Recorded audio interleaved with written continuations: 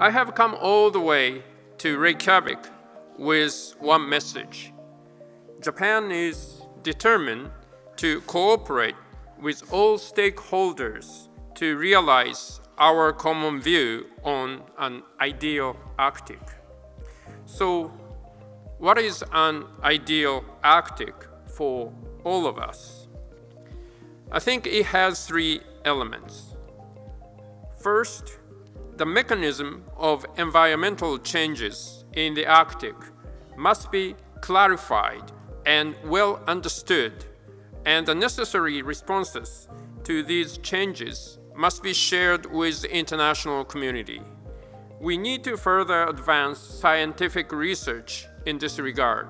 Second, sustainable economic activities are to be pursued in the Arctic while respecting the ecosystem and the life of indigenous peoples.